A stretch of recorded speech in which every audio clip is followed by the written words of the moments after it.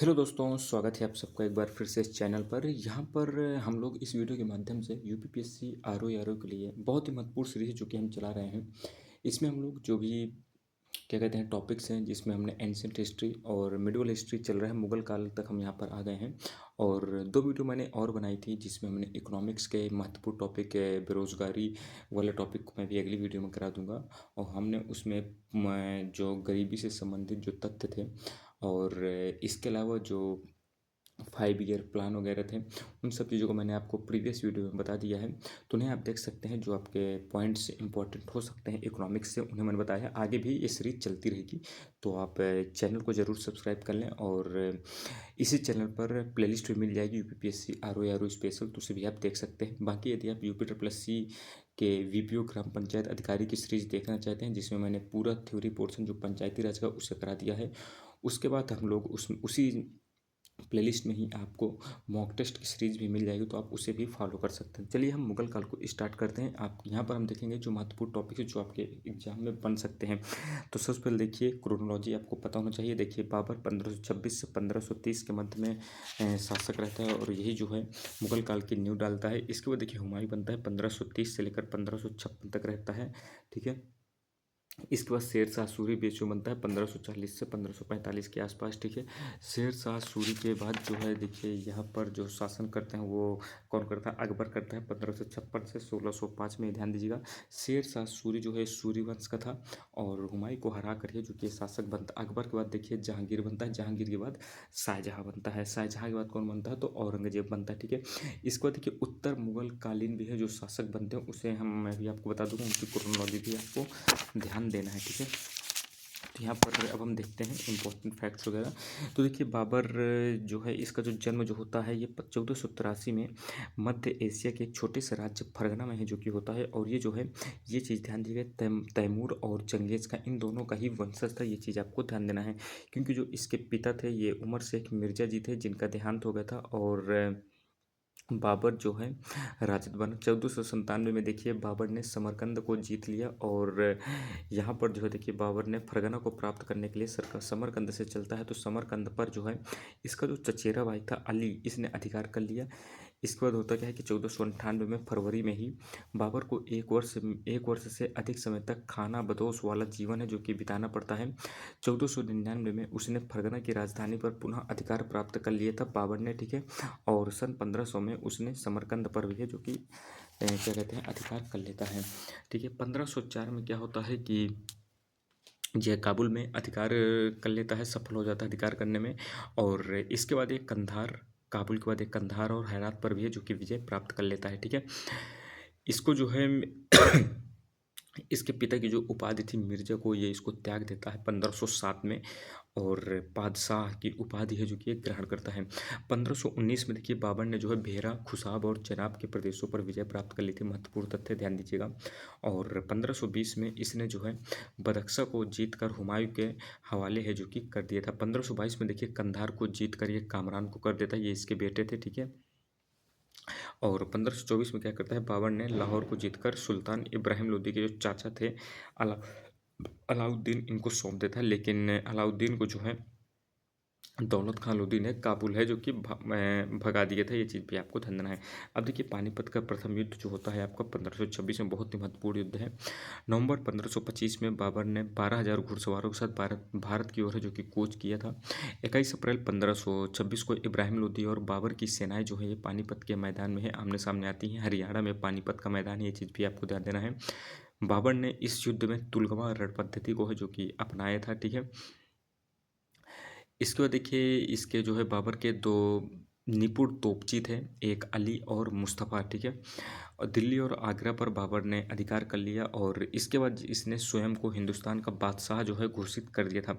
1526 की पानीपत के युद्ध के बाद खानवा का युद्ध होता है राणा सांगा के साथ बाबर का। ठीक है। जो मेवाड़ के राणा सांगा थे, ये चीज़ आपको ध्यान देना है। बाबर ने जो है देखिए राणा सांगा पर आरोप लगाया था कि उसने अपने वायदे के अनुसार इब्राहिम लोदी के विरुद्ध युद्ध में बाबर की सहायता नहीं की थी, जिसके कारण से युद्ध जो है होता है। ठीक है। बाबर यहाँ पर विजय प्राप्त कर लेता है, और खानवा के युद्ध की विजय के बाद यह जो कि इसने गाजी की उपाधि है जो कि धारण की थी। चंदेरी का युद्ध होता है 1528 में।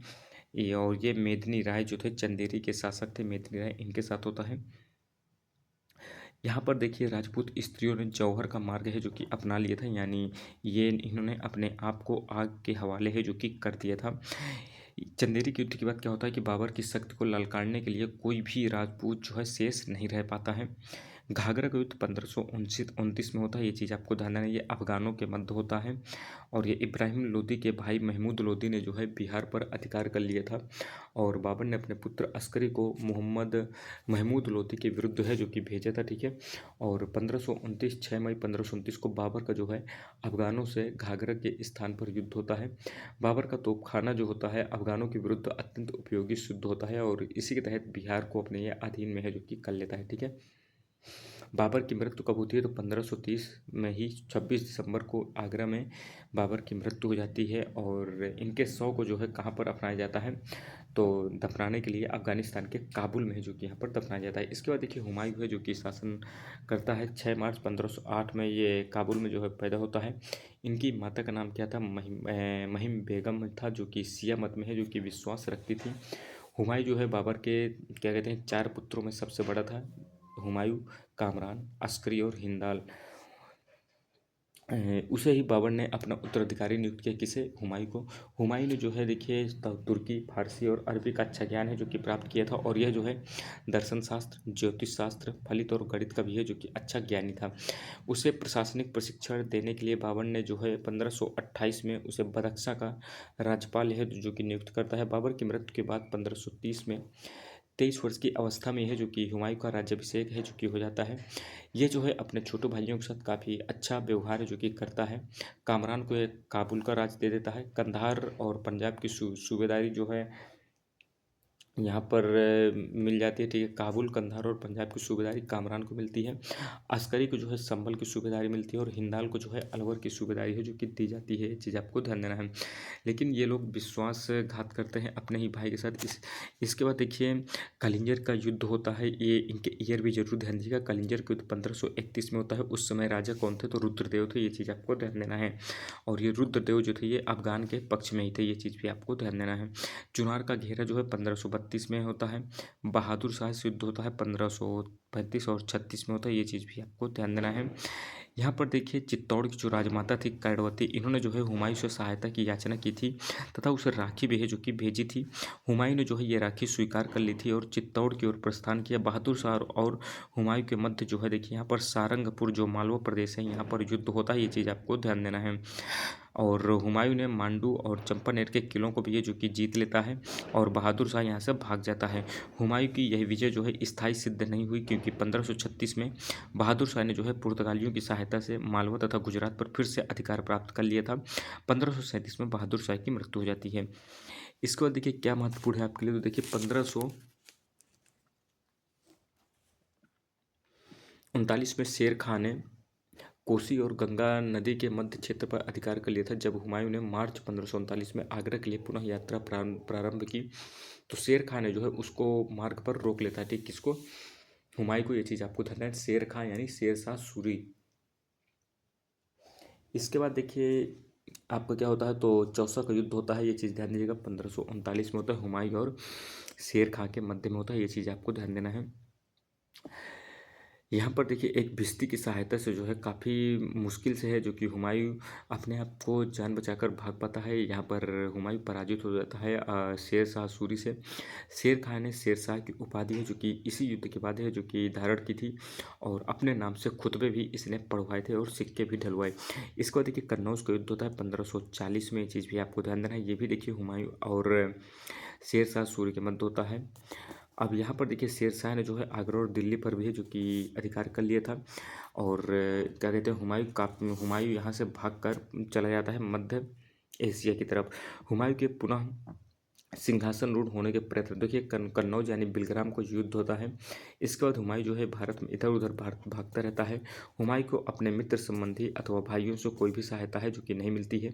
अमरकोट के जो राजा थे इन्होंने इसे शरण दी थी और यहीं पर जो है 1543 में अकबर का जन्म भी है जो कि होता है। भारत में इसे कोई भी आशा नहीं मिलती जिसके कारण यह सेंट्रल क्या कहते हैं आपका एशिया में जाकर यानी फारस में चला जाता है और वहाँ पे जो है शाह तहमास्प जो इसका दोस्त होता है वह जो है इसका स्वागत करता है। शाह महास्प ने जो है इसे 14,000 सैनिक दिए जिनकी सहायता से हुमायूं ने कंधार तथा काबुल पर अधिकार कर लिया। कामरान जो है सिंध पर भाग जाता है। 1546 में कामरान ने जो है काबुल पर पुनः अधिकार कर लिया। 1549 में हुमायूं ने काबुल काबुल पर भी पुनः अधिकार कर लिया। कामरान को यह अंधा करवा देता है और मक्का भेज देता है। वहीं पर इसकी 1557 में मृत्यु हो जाती है। इसके बाद देखिए बात करें और क्या महत्वपूर्ण है, तो देखिए शेर शाह सूरी की मृत्यु 1545 में जो कि हो जाती है। ये चीज़ आपको ध्यान देना। 1555 में जो है मुगलों और अफगानों के मध्य मोस्ट इंपॉर्टेंट है मच्छीवाड़ा का युद्ध है जो कि होता है। ये चीज़ आपको ध्यान देना है, जिसमें मुगल जो है जीत जाते हैं। 1555 में सरहिंद का युद्ध जो होता है, इसमें सिकंदर सूर जो है पराजित होता है। 15 वर्ष के अवकाश के बाद जुलाई 1555 में हुमायूं जो है दिल्ली में प्रवेश करता है और राजा फिर से बनता है। 1556 में देखिए दीनपनाह नामक एक इमारत का निर्माण ये करवाता है, लेकिन वहीं पर ये जो है सीढ़ियों से फिसल कर गिर जाता है और इसकी मौत हो जाती है। तो इतिहासकार है कि लेनपुल, इन्होंने कहा कि हुमायूं ने जिस प्रकार लुढ़क लुढ़क कर जीवन भर अपना व्यतीत किया, उसी तरह वह अंतिम समय में भी क्या कहते हैं इन मुसीबतों से निकल कर बाहर निकल आया। हुमायूं को अबुल फजल ने इंसान कामिल कहकर है जो कि संबोधित है जो कि किया है। शेर शाह सूरी की बात करूँ तो यहाँ पर देखिए इसका नाम फरीद था। बचपन का नाम 1472 में जन्म होता है। कहाँ? पंजाब में होता है। ये चीज़ भी आपको ध्यान देना है। 1494 में जो है वह सासाराम बिहार छोड़कर जौनपुर है जो कि चला जाता है। ये बिहार के सुल्तान जो हैं बहार खां लोहानी की सेवा है जो कि ये प्राप्त करता है। फरीद यानी शेर शाह सूरी, ये चीज़ भी आपको ध्यान देना है। यह जो है क्या कहते हैं लोहानी के साथ यानी बहार खां लोहानी के साथ शिकार पर गया, जहाँ पर लोहानी के रक्षार्थ एक शेर को यह मार गिरा था। उसकी बहादुरी से प्रसन्न होकर लोहानी ने उसे शेर खां की उपाधि है जो दे दी थी। इसके बाद देखिए शेर खां के विरुद्ध जो है बहार खां लोहानी के कान भरने किसने शुरू किया था, तो ध्यान दीजिएगा ये क्या कहते हैं अफगान सरदार थे जिन्होंने कान भरे थे और अमीर लोगों ने। तो यहाँ पर होता क्या है कि शेर खां को जो है निकाल देता है क्या कहते हैं लोहानी। इसके बाद 1527 में शेर खां ने जो है मुगलों की नौकरी कर ली। इस दौरान उसने मुगलों के प्रशासन और सैनिक संगठनों के दोषों का अध्ययन किया और 1528 में उसने मुगलों की नौकरी छोड़ दी। तब उसने दक्षिण बिहार के जो जलाल खां के रक्षक व शिक्षक के रूप में है जो कि इसने काम किया था। 1528 में देखिए बिहार के शासक की मृत्यु के पश्चात शेर खां को वहाँ का नायब सूबेदार यानी जो है वकील है जो कि नियुक्त किया गया। 1541 में शेर शाह सूरी ने गखरों के विरुद्ध है जो कि एक अभियान छेड़ा था और ये गखरों के शक्ति को पूर्णतः नष्ट नहीं कर पाता है किंतु कम करने में जरूर है सफल होता है। शेर शाह सूरी ने जो है देखिए रोहतासगढ़ नामक एक दुर्ग है जो कि बनवाए थे। ये चीज़ भी आपको ध्यान देना है, ठीक है। इसके बाद और तथ्य जो आपके लिए महत्वपूर्ण है, तो देखिए यहाँ पर शेर शाह सूरी ने क्या कहा था। 1543 में देखिए यह जो है 1544 में जोधपुर के शासक जो मालदेव हैं इनके विरुद्ध अभियान छेड़ता है। यहाँ पर जो है राजपूत शासक जो जैता और कुप्पा ने अत्यंत वीरता का प्रदर्शन किया था। यहाँ पर देखिए शेरशाह ने जो है मालदेव के विरुद्ध 1547 में युद्ध प्रारंभ कर देता है और मालदेव पर जो है सरलता से विजय जो है नहीं प्राप्त कर पाता है। इसके बाद होता क्या है कि शेरशाह ने मालदेव और उनके अनुयायियों के मध्य जो है फूट डलवाकर उसे पराजित करता है। युद्ध इतना घोर था कि शेरशाह ने इस प्रकार की घोषणा की थी इसी जीत के लिए मालदेव से जो युद्ध हुआ था, तो इसने कहा था कि मैंने एक मुट्ठी भर बाजरे के लिए हिंदुस्तान का साम्राज्य है जो कि लगभग खो दिया है, ये इसका मानना था। कलिंजर का अभियान की बात करें जो बुंदेलखंड में है 1545 में, यहीं पर जो है इसकी मृत्यु हो जाती है, ठीक है। गोला बारूद डालते समय इसकी मृत्यु हो जाती है, एक्सीडेंट हो जाता है इसका जिसके कारण इसकी मृत्यु हो जाती है। शेर शाह के देखिए प्रशासन की बात करें तो दीवाने वजारत जो कि देश की आय और व्यय को देखता है। इसके बाद देखिए दीवाने रसालत इंपॉर्टेंट है, ये विदेश मंत्रालय था। यहाँ पर देखिए राजपूत और जनप्रतिनिधित्व मंडलों से संपर्क स्थापित करना इसका प्रमुखता काम था। दीवाने इंसा जो है यह शाही घोषणा पत्र और संदेशों का रिकॉर्ड है जो कि रखता था। दीवाने काजी की बात करें तो यह विभाग जो है मुख्य काजी के अधीन था। सुल्तान के पश्चात वह राजा के मुख्य न्यायाधीश के रूप में है जो कि कार्य करता था। दीवाने बरीद की बात करें तो यह राज्य की डाक व्यवस्था और गुप्तचर विभाग की देखभाल है जो कि किया करता था। ये चीज़ भी आपको ध्यान देना है। अब देखिए यहाँ पर सरकार क्या था, तो सरकार जो है शेरशाह ने अपने संपूर्ण साम्राज्य को जो है 47 सरकारों में विभाजित किया था, यानी राज्यों में एक प्रकार ध्यान देना है। और सरकार के दो मुख्य अधिकारी थे, एक तो थे मुंसिफ ए मुंसिफ खान जिसे हम न्यायाधीश कहते हैं, और दूसरे थे सिकदार ए सिकदारान जिसे हम शांति व्यवस्था स्थापित करने वाला कहा जाता था। परगना जो है ये देखिए राज्य जो है सरकार में सरकार कहलाते थे, और जो सरकार होते थे परगना यानी राज्यों में है जो कि विभाजित था, ये चीज़ आपको ध्यान देना है। और जो परगना होते थे ग्राम में विभाजित होते थे, ठीक है, ये चीज़ भी आपको ध्यान देना है। राजस्व विभाग की बात करें तो राजस्व से संबंधित में लगान व्यवस्था जो है ये मुख्य रूप से रैयतवाड़ी थी। शेरशाह ने जो है समस्त भूमि की नपाई है जो कि करवा ली थी और उसका वर्गीकरण कराया, और पैदावार का 1/3 भूमि जो भाग जो है ये भूमिकर है जो कि निश्चित कर दिया था। गल्ला बख्शी या बटाई जो होती थी 3 प्रकार की थी, खेत बटाई, लंग बटाई और रास बटाई, ये चीज़ आपको ध्यान देना है। इसके बाद देखिए क्या कहते हैं, शेरशाह सूरी ने जो है सिकंदरी गज जो कि 39 अंगुल या 32 इंच के बराबर होता था, और इसे जो है सन के डंडे भी है जो कि कहा जाता था, ये चीज़ भी आपको ध्यान देना है। यह न्यायप्रिय शासक था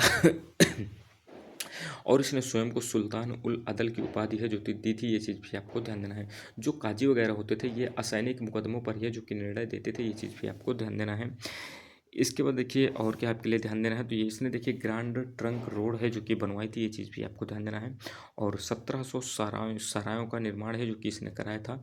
इसने जो है हिंदू तथा मुस्लिम को ठहरने के लिए अलग अलग उत्तम व्यवस्था की थी। इनका प्रबंध जो है सिकदार है जो कि किया करता था। शेरशाह सूरी के समय में ही मलिक मोहम्मद जायसी ने पद्मावत की रचना है जो कि की थी, और उसने जो है अनेक इमारत जैसे कि रोहतासगढ़ का दुर्ग, सासाराम में झील के अंदर ऊंचे टीले स्थापित मकबरा जो था इनका निर्माण कराया। इसने जो है दीन पनाह को तोड़वा कर पुराने किले यानी दिल्ली का निर्माण कराता है। किले के अंदर यह इसने किला कोहना का निर्माण कराया था। उसने कन्नौज नगर को समाप्त करते शेरसूर नगर की स्थापना है जो कि कराई थी, ठीक है, ये चीज़ आपको ध्यान देना। शेरशाह सूरी की देखिए उत्तराधिकारी की बात करें तो पहला इस्लाम शाह बनता है, फिर आपका मोहम्मद आदिल है जो कि बनता है, ये चीज़ भी आपको ध्यान देना है। अब देखिए अकबर के बारे में हम अगली वीडियो में देख लेंगे, क्योंकि अकबर काफ़ी बड़ा टॉपिक है, तो इसे हम एक ही वीडियो में प्रयास करेंगे कि अलग से शामिल कर लें। तो इसमें हम देखेंगे बाबर, हुमायूं और शेरशाह सूरी को कवर कर लिया है। आगे आपको इसी सीरीज़ की वीडियो मिलेगी। बाकी आपको कोई भी कन्फ्यूजन हो इस वीडियो को लेकर या और भी कोई भी समस्या हो तो आप कमेंट बॉक्स में बता सकते हैं। बाकी मिलते हैं अगली वीडियो में, तब तक धन्यवाद, जय हिंद।